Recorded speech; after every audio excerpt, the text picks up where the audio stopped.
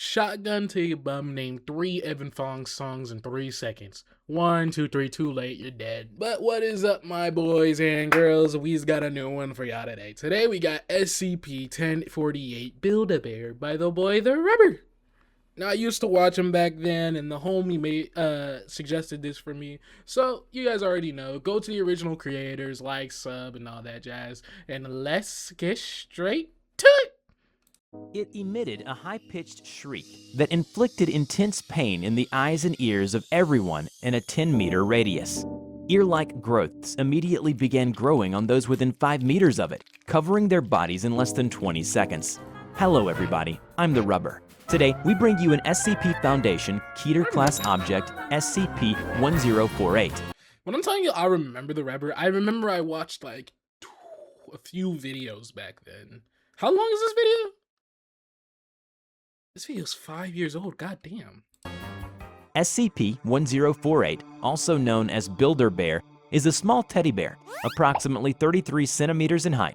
Through testing, composition of the 1048 revealed no unusual qualities that make it discernible from a non-sapient teddy bear. 1048 is capable of moving on its own accord and can communicate through a small range of gestures. 1048 regularly shows affection to individuals in ways found endearing by most people. Affection is usually given in the form of a hug to the lower leg, but 1048 has also been observed dancing, jumping in place, and in 2 separate events it has even drawn childlike pictures for janitorial staff. All Foundation personnel that have interacted with the 1048 have responded positively to its affection, even D-Class with normally sociopathic tendencies. Attempts at direct communication with SCP-1048 have not been considered successful. Though it is capable of simple gestures to indicate a yes or no answer, it will often not react to lines of questioning concerning its nature or where it originated from. It is not known if this is because 1048 simply does not know the answers or because it does not want to answer. Though capable of drawing pictures, it has not used its art as a form of communication beyond. Then we have to abandon it. It's not going into the NBA. It's not going into art. There's no point on keeping it. I'm going out for the milk. That's all I'm going to say. On showing affection, even when encouraged to do so. The more anomalous behavior of SCP-1048 was not observed until approximately 7 months after it was originally secured. It is hypothesized that 1048 is able to construct crude replicas of itself using various materials, by a process that is yet to be observed directly by Foundation staff. Dr. Carver has suggested that 1048 uses its endearing qualities to lull those around it into a false sense of security, allowing it to collect materials to produce these creations. What? Currently, there are 3 known creations of 1048, designated SCP-1048-A to SCP-1048-C. The nature of these creations has been in stark contrast to 1048's general behavior, as all have exhibited extreme violence towards humans. SCP-1048-A was first discovered wandering Site-24, accompanied by SCP-1048. It resembles a teddy bear, similar in size and shape to 1048, but is made entirely out of human ears. Witnesses interviewed reported that it appeared 1048 was giving a tour of Site-24 to 1048-A. If I saw this walking in the facility, I would not be calm. Let's say I was a researcher or whatever, this guy on the left. I would be freaking the wig out for the fact that it's a fucking bear showing another bear made out of ears walking. I don't know. That's why I just bring in the military, a couple of flamethrowers, and just burn both of them down. 1048 was giving a tour of Site-24 to 1048-A. Dr. Carver was called to the scene, along with a security team. The security team arrived first and attempted to contain 1048-A. 1048-A emitted a high-pitched shriek that inflicted intense pain in the eyes and ears of everyone in a 10-meter radius. Ear-like growths immediately began growing of those within 5 meters of it, covering their bodies in less than 20 seconds. Every person afflicted with this symptom died within 3 minutes, resulting in the death of the entire security team. Autopsies God God damn, but this is their fault in all honesty. Let's be so real. Because me personally, if I was in that, they would have known I work with Tony Stark personally, and we already dealt with ear-based things and stuff like that. So I have like earphones playing the new Too Slimy album in my ear. So like that shit ain't gonna work. Revealed the cause of death to be asphyxiation, caused by an abundance of the ear-like growths manifesting in the mouths and trachea of all victims. 1048 and 1048A fled the scene before Dr. Carver arrived and have not been contained since the incident, though sightings of both have been reported on multiple occasions. Shortly after this incident occurred, a researcher was discovered missing an ear. According to him, it was removed through unknown means while he was sleeping. No other victims of ear removal were found, so it is unclear if SCP-1048 Damn, so that one nigga just got unlucky. Damn, bro, they had two suspects in mind when bro's ear got taken away. They had the thought of the teddy bears or Mike Tyson himself. Just imagine at the door you just see somebody. I heard you good at fighting. I can't do an impression of Mike Tyson, but y'all know what I mean. 48 obtained more ears from another source, or if it is capable of duplicating objects or materials.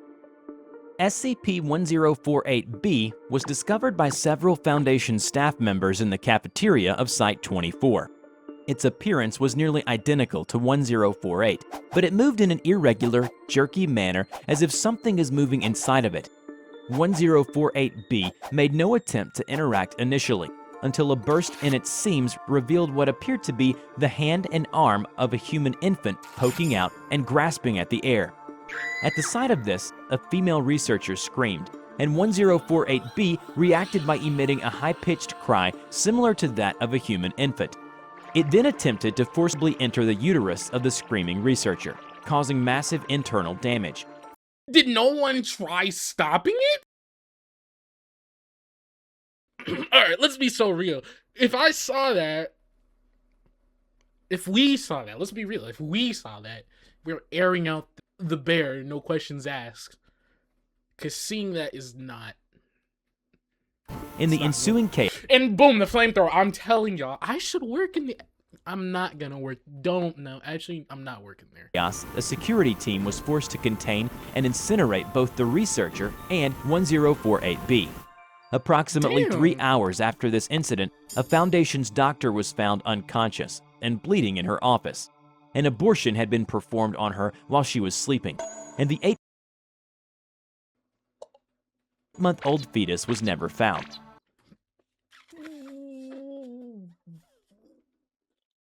What the fuck happens in this facility? You think there's guards and stuff, to be so real. At this point, you would think nobody would even be in one office by themselves without somebody present. I don't know. Niggas out here robbing fetuses, bro. Like, what do we even do in this case? It is hypothesized that 1048 used the doctor's unborn child to create 1048-B. Information regarding the possible origin of 1048-B is not to be leaked to the survivors currently undergoing therapy for the incident with 1048-B, as Dr. Carver believes it would be extremely detrimental to their recovery. SCP-1048-C resembles a teddy bear similar to 1048, but composed entirely of rusted metal scraps. It was first sighted by Dr. Carver in his office while writing up a report on the 1048-B incident. It fled the room when it noticed Dr. Carver observing it. In the attempted pursuit of 1048-C, Dr. Carver witnessed the death and maiming of a Foundation personnel, as 1048-C exhibited extreme violence during its escape. It has not been encountered since this initial sighting, and is unknown whether it still resides somewhere within Site-24. The origins of any materials possibly used to construct 1048-C by 1048 are also unknown at this time. The whereabouts of SCP-1048 are currently unknown, though it is still believed to be somewhere in Site-24. Bro, so sorry. Frog in my throat. So you're just telling me this bear is out here being Iron Man, Tony Stark, using scrap metal in a cave, out here stealing fetuses, and out here becoming Mike Tyson, stealing ears. I'm not gonna lie, this bear is a menace.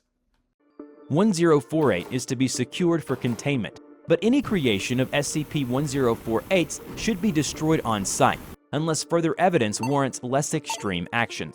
Fuck no, he's still airing it out, one way or another.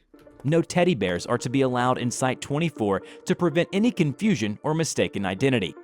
Any object that resembles a teddy bear is to be reported to the security team immediately.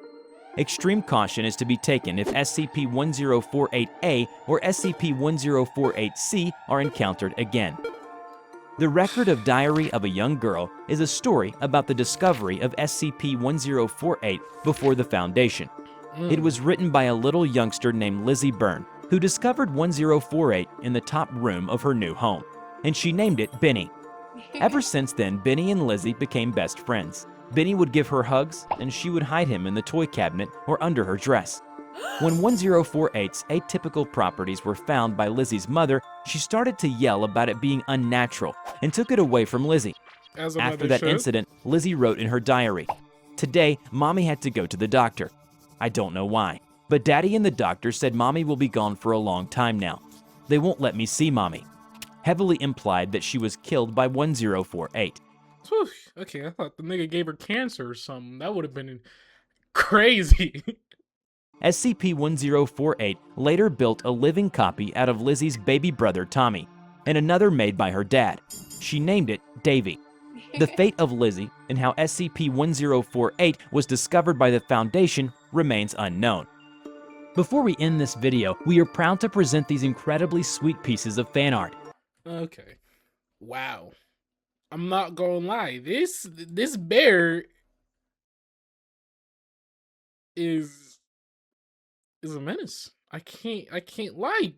Like, he's out here stealing ears, fetuses, and metal scrap, creating more little bears. I'm scared like that's A, B, and C. Imagine if he made a D version. He could make the next Homelander probably.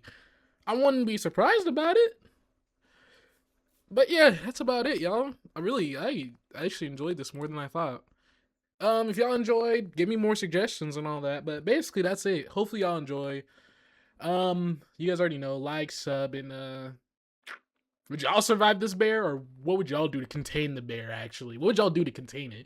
Me personally, I don't know. I don't know. I don't know what I would do. If a flamethrower and everything else don't work on the nigga, I don't know what to do. Throw him into the orbit of space. That's all I can say. But yeah, that's about it. Hope y'all enjoy. I'm out of here. Peace.